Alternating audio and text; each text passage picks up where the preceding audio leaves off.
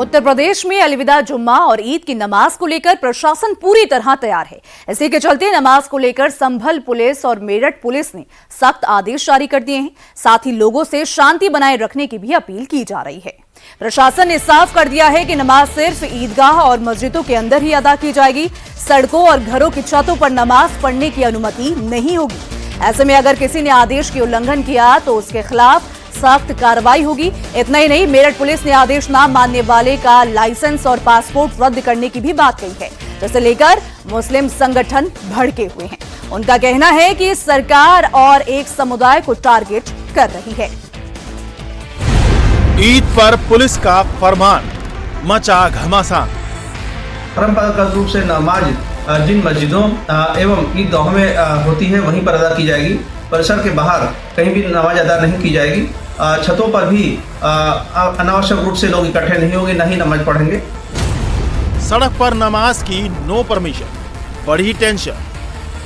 किसी भी सूरत हाल में हम लोग जो सड़क पे नमाज नहीं पढ़ने दी जाएगी और इंस्ट्रक्शंस भी हैं। कोई भी माहौल खराब करने का प्रयास करेगा उसके खिलाफ सख्त कार्रवाई की जाएगी। ईद की खिलानी है सेवैयां तो खानी होगी होली की गुजिया। और आप यदि ईद की सिवैयां खिलाना चाहते हो तो आपको गुजिया भी खानी पड़ेगी या गुजिया खाओ तो दोनों पक्ष खाओ। यहाँ गड़बड़ हो जाती है जहाँ एक पक्ष खाने को तैयार, दूसरा खा नहीं रहा। कल रमजान का अलविदा जुमा है और सोमवार को ईद, और उससे पहले पुलिस प्रशासन एक्शन में है। ईद की नमाज को लेकर उत्तर प्रदेश पुलिस ने साफ कर दिया है कि इस बार ना तो सड़क पर नमाज पढ़ने की इजाजत होगी, ना ही छत पर, और अगर किसी ने फरमान का उल्लंघन किया तो उनके खिलाफ सख्त एक्शन लिया जाएगा। मेरठ प्रशासन ने मुस्लिम धर्मगुरुओं और इमामों के साथ बैठक करने के बाद सख्त चेतावनी जारी की।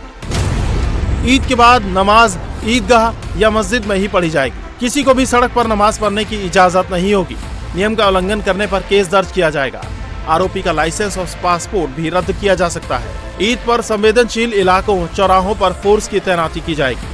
लोकल इंटेलिजेंस एक्टिव रहेगा और साथ वर्दी में पुलिस वाले तैनात रहेंगे। ये 31 से 1 तारीख को ईद पड़ सकती है और जिसको देखते हुए जितने भी धर्मगुरु हैं, इमाम हैं, सबसे लगातार मीटिंग्स हम लोग कर रहे हैं। लगातार मीटिंग करके बताया जा रहा है कि जितने भी लोग हैं वो नमाज अपने मस्जिदों में पढ़ें, आसपास की जो मस्जिदें हैं उसमें पढ़ें, और अगर कोई ईदगाह में पढ़ना भी जाता है तो समय से आके वो पढ़ ले। किसी भी सूरत हाल में हम लोग जो सड़क पे नमाज नहीं पढ़ने दी जाएगी और इंस्ट्रक्शंस भी हैं कि सड़क पे नमाज ना हो। ये गाइडलाइंस हैं कि पासपोर्ट और लाइसेंस रद्द होगा। देखिए, एक जनरल प्रोसीजर होता है। कभी भी कोई क्रिमिनल केस अगर किसी के ऊपर भी लिखा जाता है तो जब तक कोर्ट के द्वारा उसको एनओसी ना दे दी जाए तब तक उसकी रिपोर्ट नहीं लगाई जाती है। तो वो पासपोर्ट में भी ये लाइसेंस किसी भी लाइसेंस के लिए होता है जब तक किसी के ऊपर क्रिमिनल केस है, चल रहा है। दरअसल पिछले साल प्रशासन के मना करने के बावजूद कुछ लोगों ने सड़क पर नमाज पढ़ी थी और ऐसे 200 लोगों पर मुकदमा दर्ज हुआ था, लेकिन उनमें से कुछ विदेश भाग गए थे। लेकिन इस बार कोई आरोपी भाग न जाए, उसे लेकर ऐसे आदेश जारी किए गए हैं। अब जैसा शासन आदेश है 2-3 साल से जैसा चल रहा है, हमारे यहाँ भी तकरीबन हमारी अपीलें भी हुई हैं और हम लोगों ने इसमें मेहनत भी की है। हम लोग नहीं चाहते कि हमारी कौम इन मुकदमों के जंजाल में फंसे। आज के हालात को देखते हुए जो हुकूमत की और शासन की गाइडलाइन है उसको मद्देनजर रखते हुए सब लोग अपनी अपनी नमाज अपनी अपनी मस्जिदों में और ईदगाहों में पढ़ें और इस बात